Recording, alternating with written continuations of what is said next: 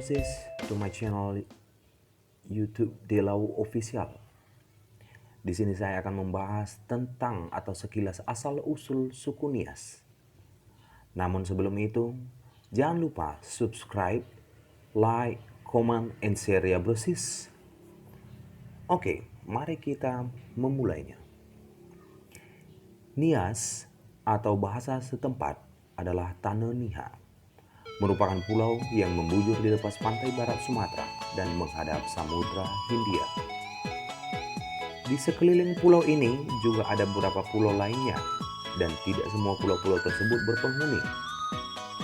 Hanya ada sekitar 5 pulau besar yang dihuni oleh manusia. Di antaranya, yang pertama adalah Pulau Nias. Pulau Nias lebarnya mencapai 9.550 km persegi. Kemudian yang kedua, Pulau Tanah Bala yang mencapai 39,67 km persegi. Yang ketiga, Pulau Tanah Masa yang mencapai lebarnya 32,16 km persegi. Kemudian yang keempat adalah Pulau Telo yang mencapai 18 km persegi. Dan yang terakhir adalah Pulau Pini yang mencapai lebar 24,36 km persegi. Di antara kelima pulau tersebut, Pulau Niaslah yang berpenghuni paling padat dan menjadi pusat kegiatan ekonomi dan pemerintahan. Pulau yang terkenal dengan budaya megalitiknya ini menyimpan beberapa misteri dan keunikan, termasuk mengenai asal-usul leluhur orang Nias saat ini. Para penghuni pulau ini menyebut dirinya sebagai Ono Niha atau orang Nias, yang diyakini oleh sebagian ahli antropologi dan arkeologi sebagai salah satu budaya tertua di Nusantara. Ada beberapa versi mengenai siapa yang sebenarnya leluhur orang Nias atau mitos cerita lisan yang berkembang di masyarakat Nias yang diwariskan secara turun-temurun yang berkembang di Nias dan menyebutkan bahwa manusia pertama yang tinggal di Nias adalah Sowanua atau Onombela. Onombela merupakan keturunan penguasa Kayangan, Ibu Sirici, yang memerintahkan keenam anaknya untuk turun ke bumi menggunakan liana lagara, sejenis tumbuhan yang biasanya merambat di pohon. Karena liana lagara yang digunakan telah rapuh, sebagian di antara mereka ada yang jatuh ke bumi dan sebagian yang lain memiliki tinggal di atas pohon. Anak Ibu Sirici yang memilih tinggal di atas pohon inilah yang kemudian disebut sebagai Sowanua atau Onombela atau manusia pohon. Onombela dikenal memiliki kulit yang putih dan berparas cantik. Ciri-ciri fisik tersebut mengundang para peneliti untuk membuat sebuah kesimpulan bahwa Onombela berjenis kelamin perempuan. Lantas kemana perginya anak turun-temurun Ibu Sirici yang jatuh ke tanah? Menurut sebuah versi atau pendapat yang beredar, mereka kemudian menyelamatkan diri dengan mencari perlindungan di gua-gua. Mereka tidak lagi disebut sebagai Onombela, tetapi Nadaoya atau manusia yang menghuni gua. Sebagian fisik keduanya berbeda. Jika Onombela dikenal memiliki kulit putih dan berparas cantik, maka Nadaoya dikenal memiliki kepala dan tubuh yang lebih besar dengan kulit berwarna gelap.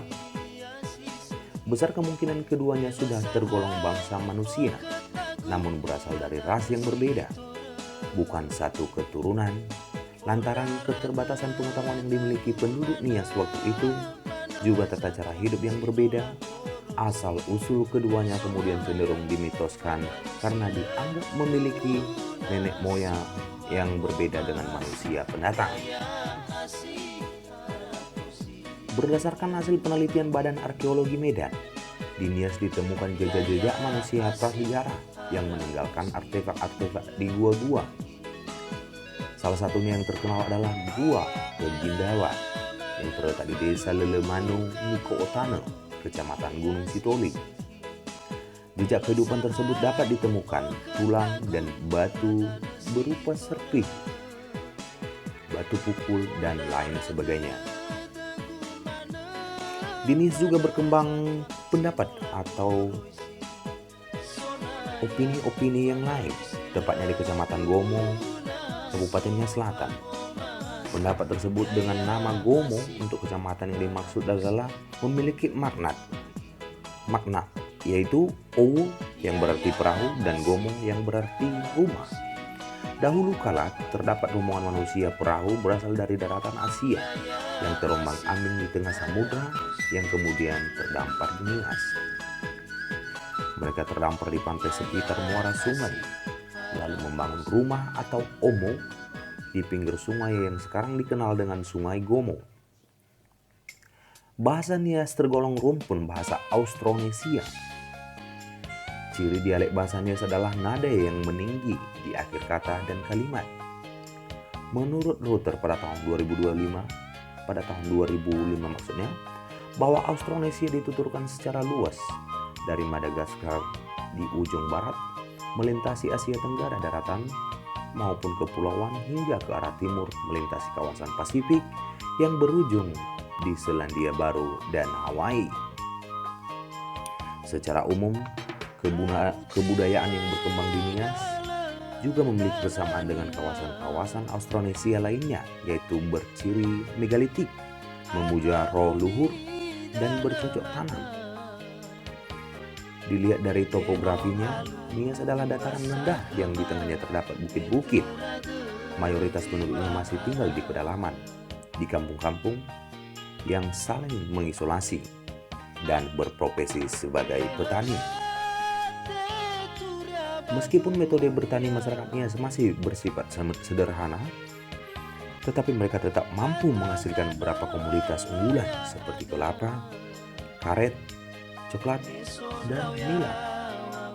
Akhir-akhir ini, setelah dikelola lebih serius, sektor pariwisata juga merupakan tulang punggung perekonomian penduduk Nias. Di bidang pariwisata, potensi wisata Nias terletak di jalur yang disebut segitiga emas industri pariwisata Nias Selatan, yaitu Kecamatan Lelewau Gomo, Pulau-Pulau Batu, porosnya terletak di Omo Hada, rumah tradisional di Desa Bobong Matalungo, Kecamatan Teluk Dalam. Konsepsi leluhur orang Nias untuk mengetahui lebih jelas dari mana asal-usul atau leluhur orang Nias saat ini, perlu disebutkan terlebih dahulu sejarah lisan yang berkembang di Nias mengenai pembagian kelompok etnis yang ada di pulau ini. Masyarakat Nias meyakini terdapat 3 kelompok etnis yang berbeda dan pernah bahkan sampai saat ini keturunannya dianggap masih tinggal di Nias.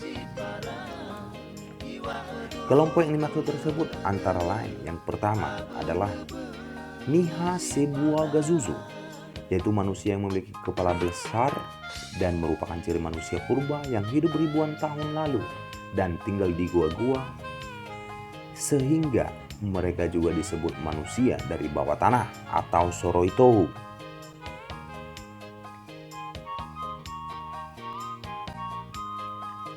Kemudian yang kedua, Niha Safusi, yaitu kelompok manusia berkulit putih dan cantik yang tinggal di atas pohon. Mereka disebut sebagai Onombela atau sejenis makhluk halus. Kemudian yang ketiga, Laning Egona, yaitu bangsa manusia yang sudah dikategorikan sebagai Homo sapiens yang bermigrasi dari seberang lautan dengan keahlian dan pengetahuan yang lebih tinggi dari kedua pendahulunya, sehingga mereka berpengaruh besar dan membawa transformasi sosial di Nias. Sekelompok etnis inilah yang selanjutnya menyebut dirinya sebagai Ononiha atau orang Nias. Namun, seiring berjalannya waktu dan seolah-olah mengamini ramalan, pernyataan lain juga mengatakan leluhur orang Nias berasal dari Yunani, sangat beralasan. Karena pada umumnya orang-orang Cina juga memiliki ciri-ciri fisik yang sama. Setelah beratus-ratus tahun, Bahkan beribu-ribu tahun, nyaris tidak ada kelompok etnis lain yang menjadi pesaing Lani Ewena di Nias. Mereka menjadi satu-satunya kelompok yang berkuasa, sehingga mereka lebih leluasa untuk mengembangkan tempat pemukiman. Orang-orang Nias mulai beranjak dari tempat tinggal para leluhurnya di sepanjang Sungai Gomo, terutama di daerah Berenadu, sekarang sebuah desa yang berada di Kecamatan Gomo. Hal ini dapat dilihat dari sejarah lisan berkembang di Berenadu. Menurut tokoh adat di Berenadu, nenek moyang berasal dari Berenadu, lebih jelasnya sebagai berikut. Yang pertama, Telong Banua pindah dari Berenadu kira-kira 40 generasi yang lalu. Satu generasi sama dengan 25 tahun. Kemudian yang kedua, Laia bersama keluarganya pindah ke Berenadu dengan 38 generasi yang lalu. Kemudian yang keempat, Duru bersama keluarga pindah ke Berenadu dengan jumlah 36 generasi yang lalu. Kemudian Jebua juga ke Berenadu dengan jumlah generasi 38 generasi. Dan Hulu juga pindah ke Berenadu 26 generasi. Nah, sejak proses persebaran tersebut, marga-marga besar di Nias mulai terbentuk yang berujung pada munculnya bibit-bibit persaingan dan permusuhan antar sesama orang Nias. Bagi orang Berenadu, orang meninggalkan Berenadu dianggap sebagai orang yang tidak menghormati adat dan kehidupan yang lebih layak menuju daerah yang lebih makmur. Meskipun proses perpindahan tersebut mungkin lebih disebabkan oleh faktor-faktor pragmatis seperti mencari sumber peristiwa tersebut, persaingan antar semakin kuat dan semakin terasa hingga sekarang. Setiap marga berusaha menampilkan dirinya sebagai marga dengan identitas yang paling unggul. Fenomena ini sejalan dengan teori identitas sosial yang berasumsi bahwa pada dasarnya setiap individu yang tergabung dalam sekelompok sosial tertentu cenderung akan membangga-banggakan kelompoknya sendiri dan menganggap kelompoknya yang lain lebih buruk atau rendah. Titik puncak dari suasana persaingan dan permusuhan tersebut adalah berlakunya tradisi Owasa atau pesta 3 hari 3 malam dengan mengorbankan puluhan bahkan ratusan babi. Dan tradisi Mangabinu memburu kepala manusia yang diperkenalkan pertama kali oleh tokoh bernama Awubuha, manusia dikdaya yang hidup di Nias pertengahan abad ke-19. Tradisi tersebut adalah simbol identitas dan kebanggaan orang Nias. Harga diri seseorang ditentukan oleh berapa jumlah kepala manusia dari marga lain yang telah dipenggal. Meskipun tradisi ini mulai menyusut pengaruhnya semenjak para misionaris barat yang menyadarkan lewat spiritual atau agama Kristiani di pulau ini pada abad ke-19 Masehi dan abad ke-20 Masehi, suasana permusuhan yang terwarisi secara lintas generasi tersebut ternyata tidak hilang sepenuhnya dan masih berdampak pada pembentukan kepribadian orang Nias saat ini. Wajar saja jika orang Nias kemudian dianggap memiliki kecurigaan yang tinggi dan cenderung menutup diri ketika berhadapan dengan orang asing. Orang Nias adalah kelompok etnis yang sampai saat ini masih cukup kuat memegang teguh tradisi yang diwarisi secara turun-temurun oleh leluhurnya. Tradisi menjadi semacam sarana yang dapat menjadi jembatan komunikasi antara orang Nias saat ini dengan leluhurnya, dan juga dapat berfungsi sebagai media untuk mengukuhkan identitas sosial.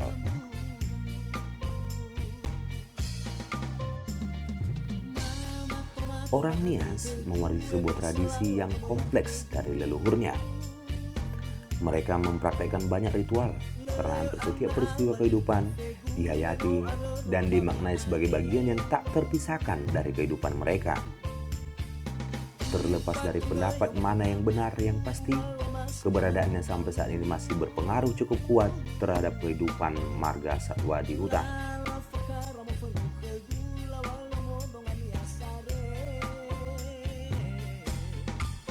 Yang pasti keberadaannya sampai saat ini masih berpengaruh cukup kuat terhadap kehidupan sehari-hari masyarakat Nias. Onombela adalah makhluk yang tinggal di atas pohon, yang berkuasa atas kehidupan seluruh marga satwa di hutan. Sehingga ketika orang Nias hendak berburu binatang di hutan, mereka harus menyelenggarakan ritual persembahan sebagai bentuk penghormatan dalam bahasa Jawa pamit kepada Onombela atau makhluk halus. Di Nias juga terdapat tradisi penghormatan terhadap leluhur yang disebut manganibinu atau tradisi memburu kepala. Kepala yang dimaksud bukanlah kepala hewan, melainkan kepala manusia.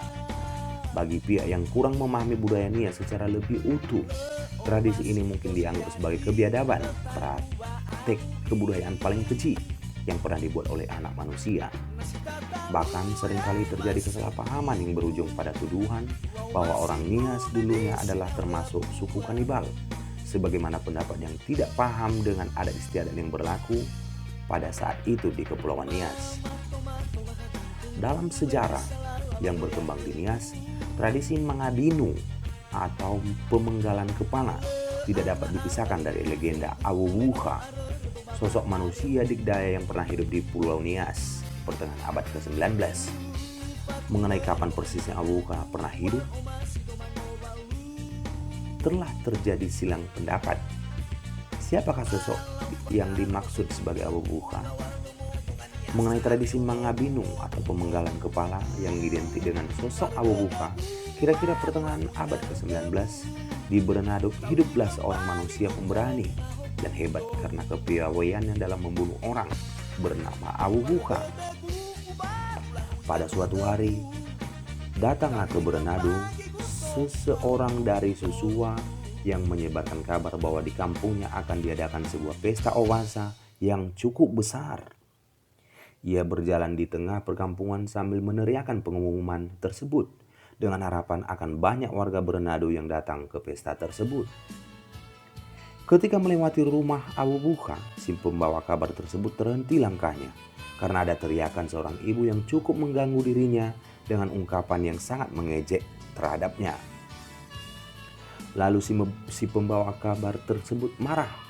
Selang beberapa hari kemudian, ternyata lelaki tersebut datang lagi ke Bernado dengan serombongan kawan untuk menuntaskan kemarahannya. Rumah Awuwuha dan 7 rumah saudaranya kemudian dibakar rombongan orang tersebut, termasuk lumbung padi milik mereka.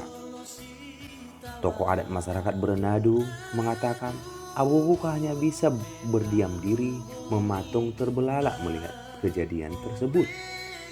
Sambil menahan amarah yang sudah mencapai ubun-ubun, di depan ibunya Awuwuha bersumpah akan menuntut balas dengan cara memenggal kepala orang-orang yang terlibat dalam pembakaran tersebut. Tanpa persetujuan ibunya, Awuwuha nekat pergi untuk menuntut balas ke Susua. Beberapa hari kemudian, dengan langkah tenang Awuwuha pulang dengan membawa belasan kepala manusia di dalam karung yang kemudian ditunjukkannya pada ibunya. Ternyata ibunya tidak berkenan dengan hal itu. Ia sebenarnya menghendaki musuhnya dibawa hidup-hidup. Ibunya sadar bahwa dengan kejadian tersebut pertumpahan darah pasti akan berlanjut. Dugaan tersebut ternyata benar. Penduduk Susua merencanakan pembunuhan terhadap Awuwuha, baik secara terang-terangan maupun secara sembunyi-sembunyi. Tapi semuanya berujung pada kegagalan. Awuwuha terlampau kuat untuk dibunuh. Kehebatan Awuwuha kemudian tersiar sampai ke seluruh penjuru Nias. Kehebatannya kemudian dikukuhkan menjadi upacara owasa, upacara tertinggi di masyarakat Nias. Jika seseorang telah menunaikan owasa, maka setiap perkataannya dengan sendirinya telah menjadi hukum. Sejak saat itu, setiap perkataan Awuwuha harus diikuti. Bahkan sampai menjelang kematiannya, sebelum meninggal, Awuwuha berpesan kepada anak-anaknya dan seluruh anggota keluarganya. Jika ia meninggal nanti, ia ingin ditemani oleh 5 orang yang akan melayaninya kelak di alam kubur. 1 orang menyiapkan minum, 1 orang menjaga, 1 orang untuk menyiapkan makanan, 1 orang untuk membuat sirip pinang, dan 1 orang sebagai tukang pijat. Karena setiap perkataan Awuwuka adalah hukum, maka wajib bagi anak-anaknya untuk mencarikan 5 kepala untuk menemani penguburan Awuwuka. Hal ini berarti anak-anak Awuwuka harus melakukan mangani binu atau pemenggalan kepala manusia karena tak kuasa menolak wasiat leluhur. Demikianlah penjelasan sekilas tentang leluhur Ononia atau orang Nias pada zaman dulu. Jangan lupa tekan tombol merah yang bertuliskan subscribe, jempolnya untuk like, dan komentarnya di bawah. Terima kasih.